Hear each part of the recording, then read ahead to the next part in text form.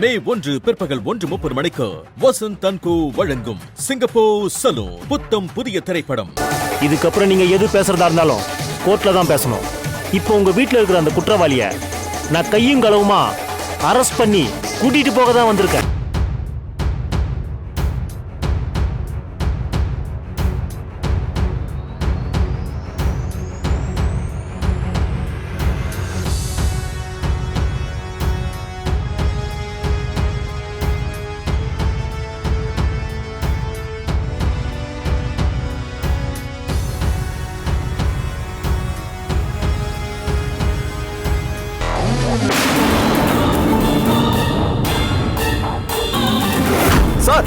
Sir எனக்கு சம்பந்தம் இல்ல சார். பண்ணிட்டியே.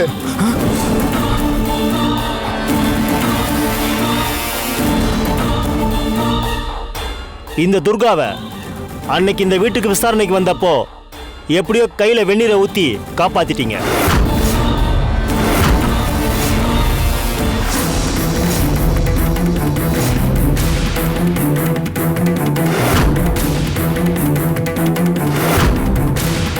ஆனா இன்னைக்கு நீங்க யார் நினைச்சாலும் அந்த கைக்கு விளங்க மாட்டறத தடுத்து நிறுத்தவும் முடியாது, காப்பாற்றவும் முடியாது. ஏன்னா இன்னைக்கு அதுக்கான சந்தர்ப்பம் ரொம்ப ஸ்ட்ராங்கா இருக்கு. பத்தாததுக்கு என் கையில அரெஸ்ட் வாரண்ட்டும் இருக்கு.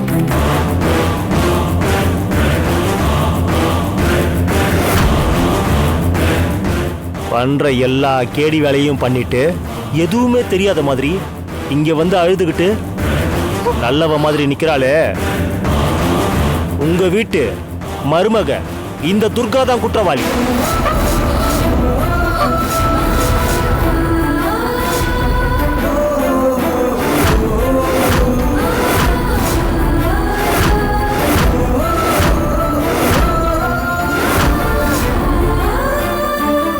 அத்தை, இத்தனை நாளா இவளை திமிரு பிடிச்சு அழுத்தக்காரின்னு நினைச்சா நம்ம நினைச்சதை விட பயங்கரமான கொலைகாரியா இருக்கா.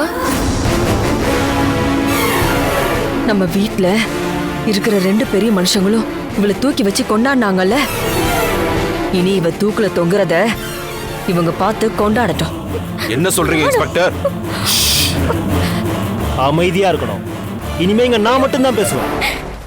நிஷா, இவளை அரெஸ்ட் பண்ணி எல்லாரும் பாக்குற மாதிரி தர தர தரன்னு இழுத்துட்டு வா போ.